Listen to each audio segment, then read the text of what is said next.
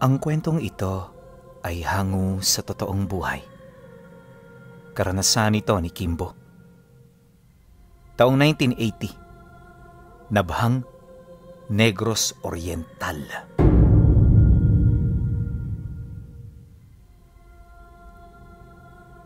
Nag-ugat ang istorya ng pamilya ni Kimbo. 2 siglo na ang nakakaraan. Mula sila sa pamilya ng mga manlalayag na umiikot sa lahat ng dako ng karagatan, gamit lamang ang isang galyon na walang pangalan. Ayon sa lolo ni Kimbo, ang mga ninuno nilang yon ay madalas na naglalayag para kumuha ng mga rekado mula sa iba't ibang bansa.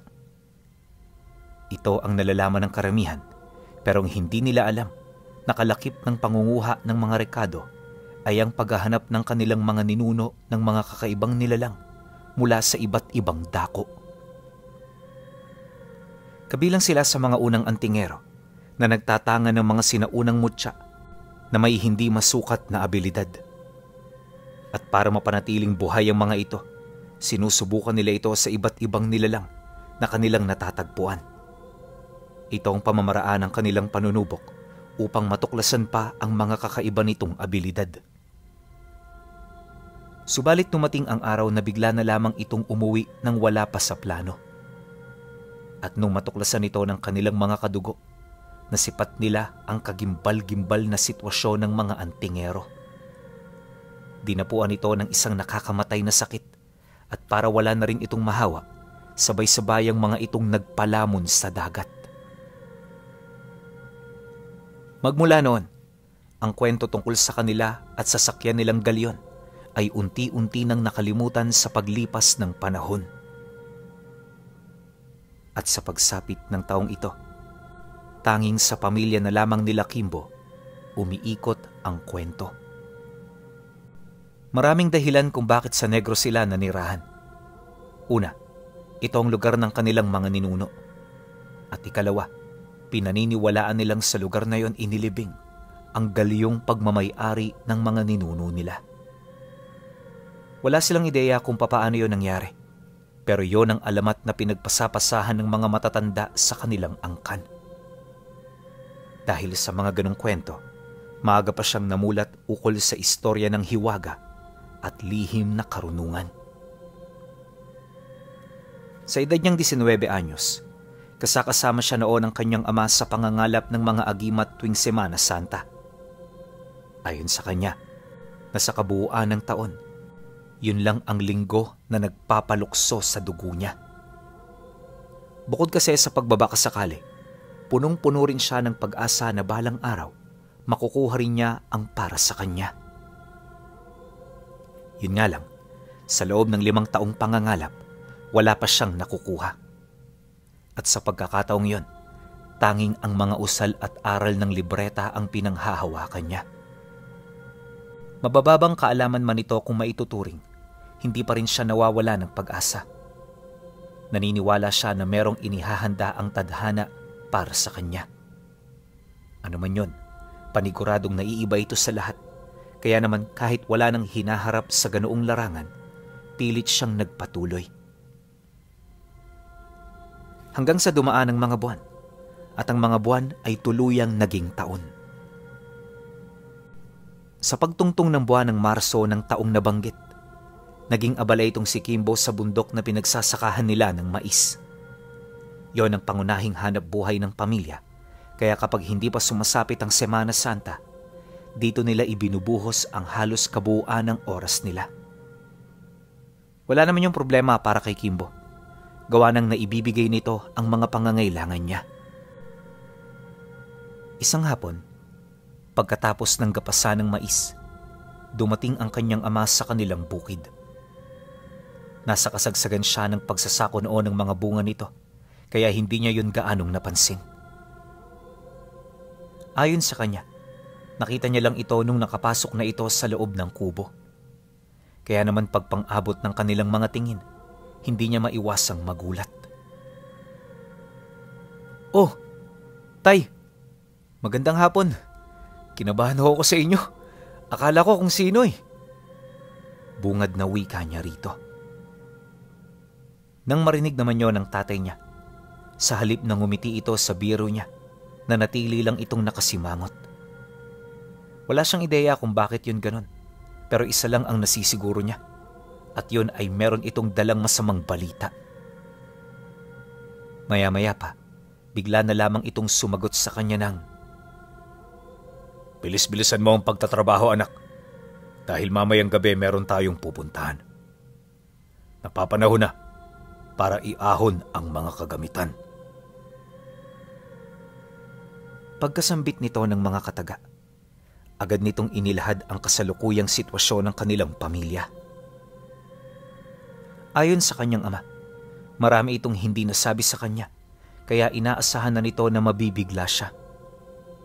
Ngunit sa ganoong pagkakataon, pilit itong nakikiusap na magtiwala siya kahit wala pa siyang gaanong nalalaman. Mariin din itong inilahad na kaya nila ito ginagawa ay para sa ikabubuti ng kanilang pamilya at mga kadugong umaasa sa kanila. Nang marinig niya ang sinabi nito, di naman siya nagdalawang isip na sumang-ayon. At sa halip na magtanong, minabuti na lamang niyang sundin ang lahat ng sinasabi ng tatay niya. Naniniwala siya na para yon sa ikabubuti nila, kaya wala siyang karapatan na ito ay tutulan. Matapos ang kanilang pag-uusap, dali-dali naman niyang itinuloy ang kanyang mga ginagawa. Pagsapit ng 7:00 ng gabi, tapos na siya sa kanyang trabaho. Nakahanda na rin noon ang kanyang ama, kaya pagkaligpit niya ng mga sako, dali-dali na silang umalis. Wala mang pahinga si Kimbo. Pilit niyang sinundan ito hanggang sa marating nila ang likurang bahagi ng bukid na kanilang sinasaka. Pagbaba nila sa paanan, may nakita siyang maliit na lagusan na nakatago sa mga baging at talahib.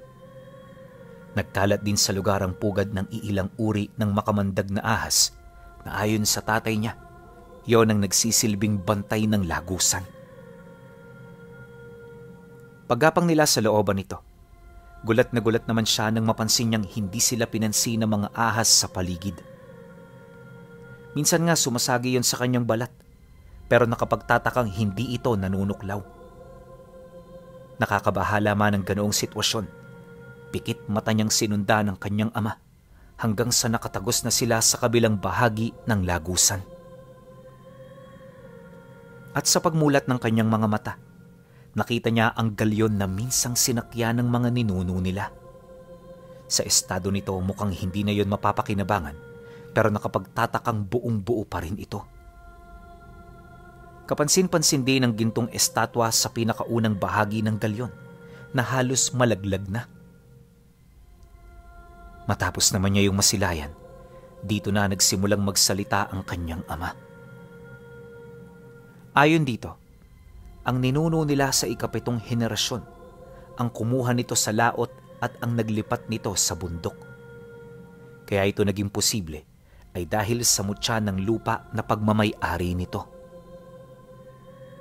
At nung nailipat na nito ang galyon, isinarado nito ang lagusan sa lahat ng mga ordinaryong taong malapit doon. Tanging ang pamilya lang nila ang nakakaalam nito, kaya sa paglipas ng mga taon at dekada, hindi na nila nilisan ang lugar. Dagdag pa ng kanyang ama na sa bawat henerasyon iisang pinuno lamang ang maipahintulot na makapasok dito. At pumupunta lamang sila roon kapag sila'y desperado o may nakaambang panganib sa kanilang pamilya. Nang marinig naman niya ang sinabi nito, dito niya na unti-unting naunawaan ang sitwasyon. Kaya para magkaroon ng kaliwanagan ng lahat, pinili niyang magtanong. "Ano ba talaga ang problema, tay? Siguro naman sa pagkakataong to, pwede mo nang sabihin sa akin ang lahat ng nalalaman mo. Pangako, tay, ligtas sa akin ang lahat ng iyong lihim." Nang marinig ito ng tatay niya, dito na ito bahagyang napahinto sa pagpapaliwanag. Pagsilay nito sa kanya, di na ito nagdalawang isip na ilahad ang mga ninanais niya. Ayon sa kanyang ama, kaya sila pumunta roon ay para ibigay sa kanya ang mutsyang matagal na niyang hinahangad.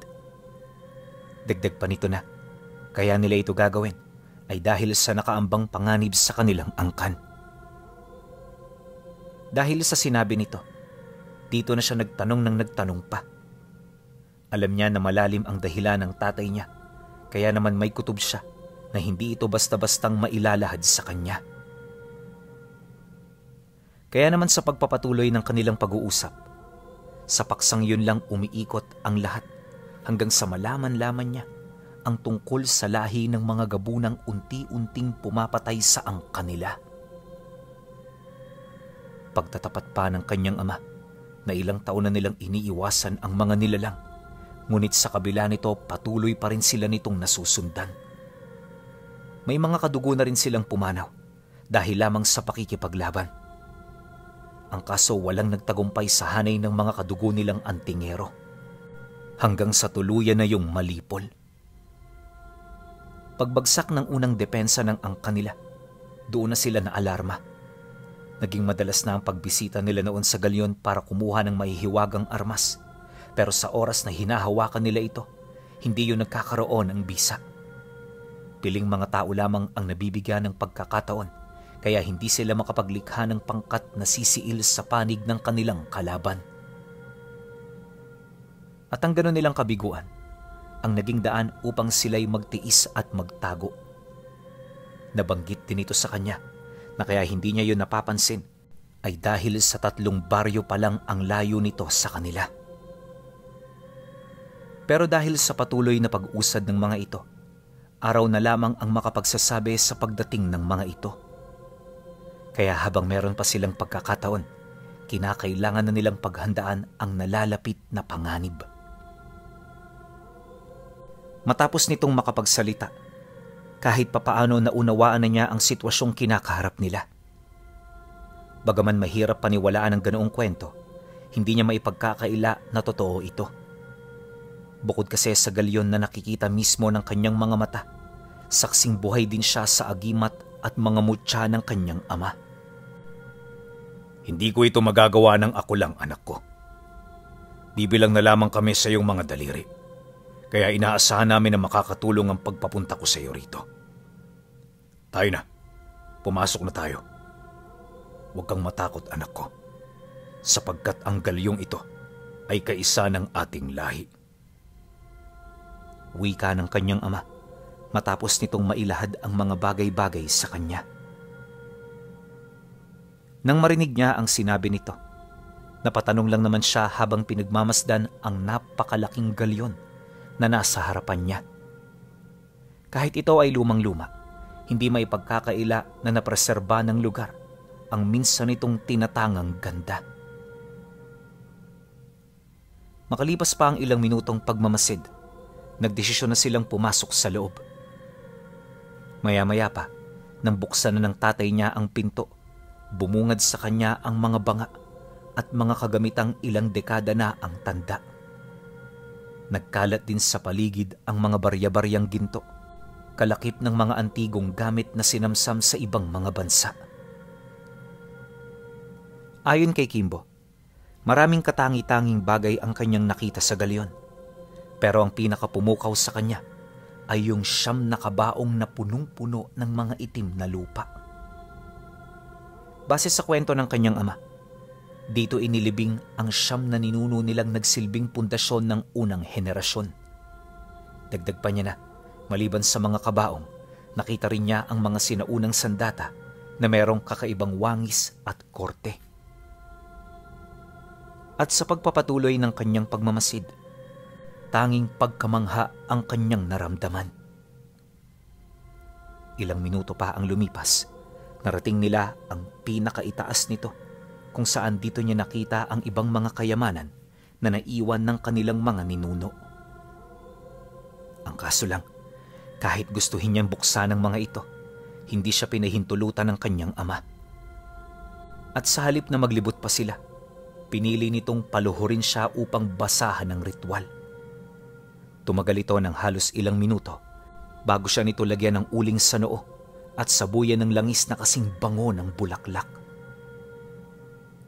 Pagkatapos nito, unti-unting lumabo ang kanyang paningin. Bigla ring nablangko ang kanyang pag-iisip, kaya sa pagkakataong yon, wala na siyang ideya kung nasaan siya at ano ang ginagawa niya. Maya-maya pa, nang manumbalik na ang kanyang ulirat, agad niyang nakita ang mga batong nagliliwanag sa buong paligid. Binubuo ito ng iba't ibang kulay at disenyo na ang iilan sa mga ito ay halos pamilyar sa kanya. Matapos niya itong masilayan, dito niya naunawaan na mga mutya at agimat ang kanyang nasisilayan. Pagbaling niya ng tingin sa kanyang ama, nakita niya itong nakaupo sa sahig habang tulalang-tulalang nakatitig sa mga agimat na natawag niya. Dala ng kuryosidad, sinubukan niya itong tanungin pero hindi na yon nakasagot pa. Kaya naman kahit wala siyang ideya, minabuti niyang gawin ang mga bagay na iniisip niya. Alam ni Kimbo na kaisa nila ang galyon, kaya nakakasiguro siya na walang nakaambang panganib sa lahat ng bagay na gagawin niya. At dahil sa ganoong paniniwala, kung kaya't nagmamadali niyang hinanap ang mga mutya at agimat na alam niyang nababagay sa kanyang pagkatao. Akala niya magiging madali ito, pero nagkamali siya. Bawat agimat at mutyang nakikita niya, hindi niya maipagkakailang bagay na bagay sa pagkatao niya. Kaya naman sa halip na mamroblema, lahat yon kinolekta niya. Nang mapansin ito ng tatay niya, dali-dali siya nitong sinundan. Pagharap nilang dalawa, agad siya nitong binalaan sa ibig niyang mangyari. Ayon dito, hindi yun posible dahil may limitasyon ng katawan ng tao sa pagtatanga ng mutya. Mariin din itong inilahad na isang kahangalan at pagpapakamatay ang kanyang gagawin. Dagdag pa nito na kailan may hindi magiging sukatan ng lakas ang dami ng karga dahil ang totoong lakas ay nagmumula sa talas ng isip. Ngunit nang marinig yun ni Kimbo, sa halip na sumang-ayon, ay napangisi lang naman ito. Bagaman hindi nagsasalita, bakas sa mukha nito ang pagtutol sa paniniwala ng kanyang ama. Hindi nagtagal, nang magkaroon na siya ng lakas ng loob na magsalita, kampante siya roong sumagot ng, "Iba ang paniniwala ko. Huwag ka mag-alala, tay. Hindi pa ako nahihibang. Alam ko ang kapasidad ng aking katawan, kaya wala kang dapat na ipag-alala."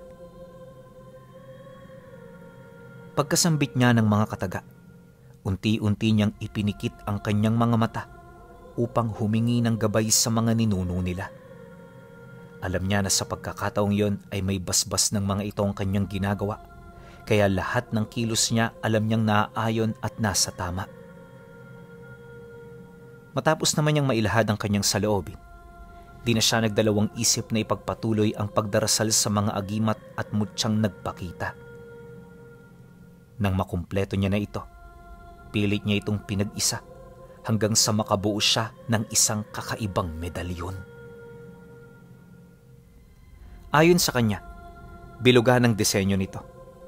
Tapos binubuo ito ng dalawang ahas na nakakagat sa kani-kanilang mga buntot. Nakapulupot din yun sa bawat isa na naging daan upang malikha nito ang simbolo ng walang hanggan. Bawat isa rin sa ahas ay merong natatanging kulay at merong kakaibang mga tampok sa kanilang mga mata. Yung isa kakulay ng ginto, habang yung isa naman kakulay ng kadiliman. Pagsilay niya rito, dahan-dahan itong nawala ng liwanag kasabay ng unti-unti nitong paglapag sa sahig ng galyon. Matapos nun, tumahimik ang buong paligid. Sinabayan din ito ng pagkawala ng mga liwanag hanggang sa tanging mga sulu na lamang ang nakikita nilang merong mga sindi. Nang mapansin ito ng tatay niya, dali-dali naman siya nitong nilapitan para usisain ang bagay na kanyang nakuha. Paglapit nito sa kanya, hindi nito maipagkakaila ang labis na pagkagulat buhat sa medalyong hawak-hawak niya. Dala ng kuryosidad, panay na ang ginagawa nitong pagtatanong ukol dito. Ang kaso lang, hindi ito kayang sagutin ni Kimbo dahil maging siya man, walang kaide-ideya sa kung ano ang nakuha niya. Makalipas pa ang ilang minuto, sinimulan na nila ang paghahanap ng kasagutan ukol dito.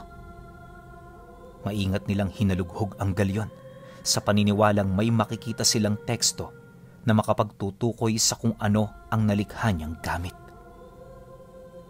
Yun nga lang, habang tumatagal ang paghahanap, tila bang naging imposible ito.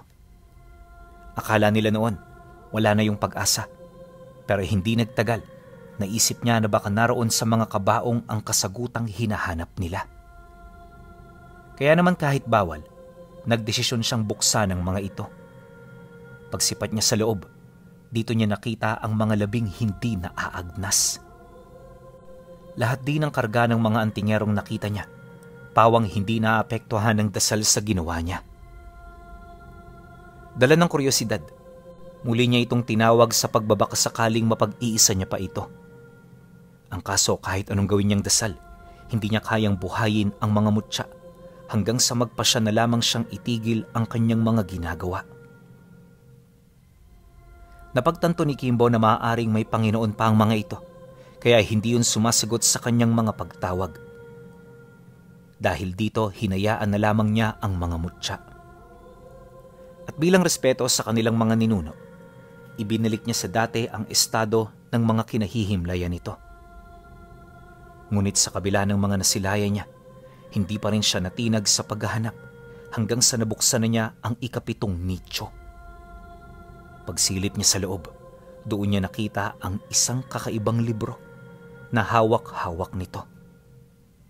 Malayong malayo ang librong yon sa mga libreta dahil sa disenyo at laki nito.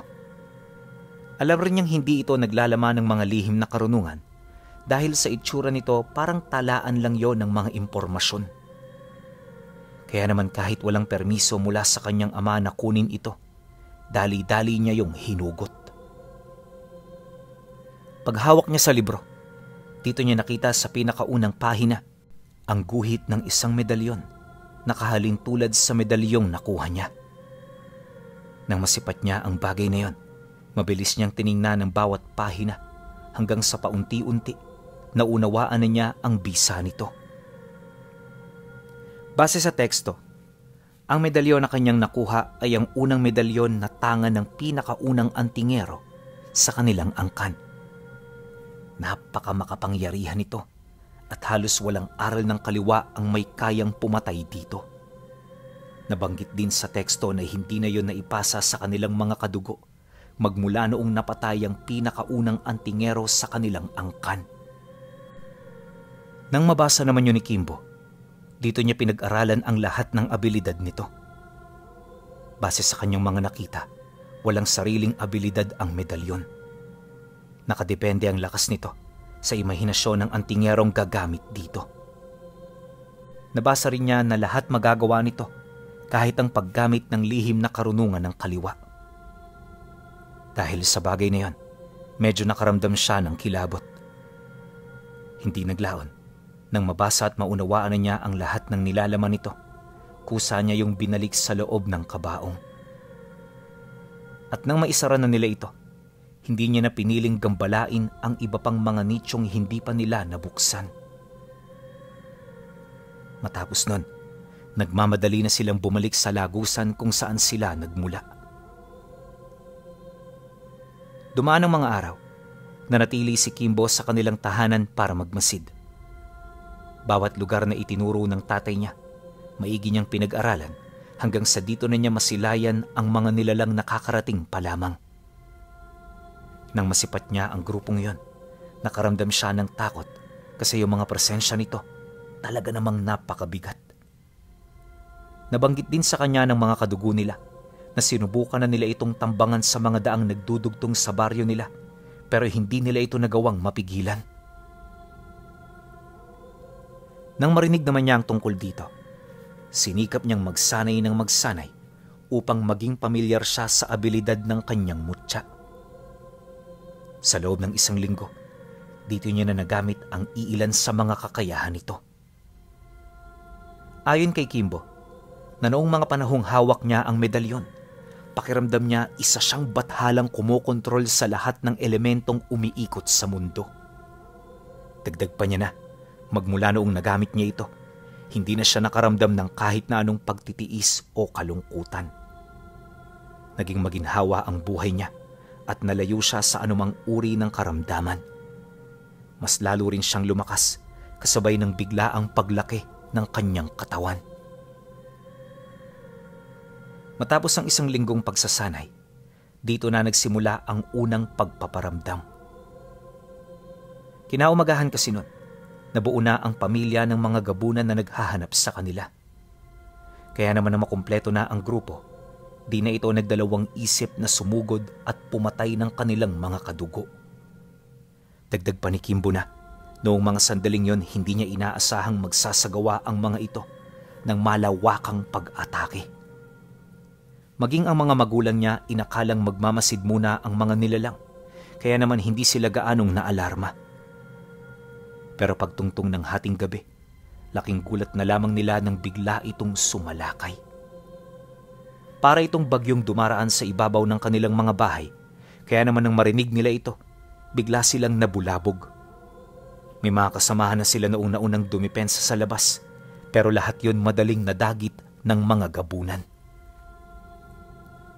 Dahil sa pangyayari, kung kaya't madaling nalipol ang kanilang mga kasama. Nang maramdaman ng mga gabunan na wala nang nagbabantay sa kanila, napakadali na lamang para sa mga ito ang manalasa. At sa loob lamang ng ilang minuto, maraming kubo na ang nabuwal dahil sa mga ito. Yung mga pamilyang nagtatago sa loob, napilitan ng lumabas para tangkaing iligtas ang kanilang mga sarili. Ngunit bago pa man sila makalayo, isa-isa na sila nitong dinagit hanggang sa maglaho na lamang sila na parang bula. Nang masipat naman yun ni Kimbo, agad siyang umihip ng tigalpo sa hangin upang pigilan ang mga gabunang umaaligid sa kanyang kinaroroonan. Pagputok ng dasal niya, nakita niya kung papaano yun maglikha ng mga espiritual na sandata na mabilis na tumarak sa katawan ng mga gabunang nagmamasid sa kanila. Sinubukan pa itong alisin ng mga gabunan, pero hindi na nila yun nagawa hanggang sa tuluyan na silang manghina at kalaunay bumulusok na sa lupa. Nang masipat naman yun ang kanilang mga kalahi, hindi may pagkakailang nagulat ang mga ito sa ipinamalas na abilidad ni Kimbo. Ora mismo, pinaatras nito ang kanilang mga kauri upang pag-isipan ang mga susunod nilang gagawin. Dito na rin naglakas loob ang supremo ng mga gabunan na lumapag upang siya'y makausap. Matapos naman niya yung masilayan, pilit niyang ikinalma ang kanyang sarili upang masukat niya ang tunay nitong kapangyarihan. Alam ni Kimbo na malakas ang nilalang na yon, kaya kahit siya ang nakakalamang, doble-doble pa rin ang kanyang naging pag-iingat. Paglapit naman ito sa kanila, agad naman niya yung sinalubong. Nung magkaharap na sila, kampante niyang tiningnan ito sa mga mata habang naghihintay sa kung anuman ang sasabihin nito. Maya-maya pa, nang magpang-abot na ang kanilang mga paningin, bigla naman yung nagwika sa kanya ng, "Hindi ko inaasahang may mahusay na antingerong nabibilang sa pamilyang ito. Matagal na namin kayong hinahanap, pero ni minsan hindi kita nabalitaan. Sabihin mo, iho, ano ang pangalan mo? At ano ang posisyon mo sa pamilyang ito? Ikaw ba ang kanilang pinuno?" Nang marinig niya ang sinabi nito, mahinahon naman niya yung sinagot. Itinanggi niyang pinuno siya, bagkus isa lamang siyang bata na biniyayaan ng abilidad. Pagkasambit niya ng mga katagang yon, sa kumpas ng kanyang mga daliri, biglang nabuo sa kanyang likuran ng isang malaking tao na binabalot ng kadiliman ang ulo. May hawak-hawak itong malaking palakol, tapos punong-puno ng kadena ang buong katawan nito. Pagsilay nito sa gabunan, bigla naman yung umatungal, kasabay ng walang habas nitong pagwasiwas sa hawak nitong armas.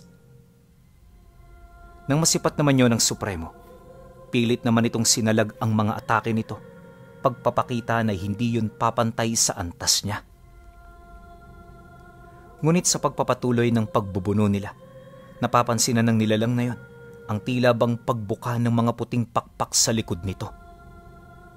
At habang nangyayari ito, Nakapagtatakang nadaragdagan ng husto ang pisikal nitong lakas maging ang espiritual nitong kapangyarihan. Dahil sa pangyayari, ramdam ng gabunan na unti-unti na siya nitong napapangibabawan. Kaya naman bago pa mahuli ang lahat, humingi na ito ng tulong sa kanyang mga alagad. Subalit maging ito man, wala nang panama sa nilalang. Marami na rin silang ginawang paraan pero sadyang hindi ito umi-epekto. Dagdag isipin din sa kanila ang kakayahan ng nilalang na makontrol ang apoy at lupa. Maya-maya pa, dala ng hindi may pagkakaila nitong lakas, agad nilang nakita ang pinsalang na idulot nito sa parte ng mga gabunan. Yung iba nakaramdam na ng matinding takot, habang ang iba naman pinili ng lumikas upang iligtas ang kanilang mga sarili. Ngunit kahit gano'n na ang nangyayari, hindi pinili ng Supremo na umatras. Buong tapang itong nakipaglaban dito hanggang sa tuluyan na itong maputulan ng pakpak at braso. Pagbagsak nito sa lupa, agad na sumabay ang talim ng palakol nito na agara namang kumalas sa kanyang ulo. Matapos ang pangyayaring yon, dito na napilitang tumakbo ang iilan pang mga gabunang nanatili sa tabi nito. Alam nila na wala na silang laban sa nilalang dahil nakaya nitong paslangin ang pinakamalakas sa kanilang angkan. Pagsilayuan naman ng mga ito, pinasundan pa ito ni Kimbo sa nilalang na nilikha niya. Nagtagal ng 5 araw at 5 gabi ang nangyaring paghahanap hanggang sa may mangilan-ngilan pa itong naabutan at napatay. Pagkatapos nito, doon pa lamang nawala ang banta sa kanilang angkan. At bilang pagkilala sa kanyang mga ginawa, kaagad siyang ipinalit bilang pinuno. Ipinaubaya na yon ng tatay niya dahil alam naman ito na karapat dapat siya. At magmula noong naging pinuno na itong si Kimbo, siya na ang kinilala bilang nagtanga ng pinakamakapangyarihang medalyon ng unang antingero.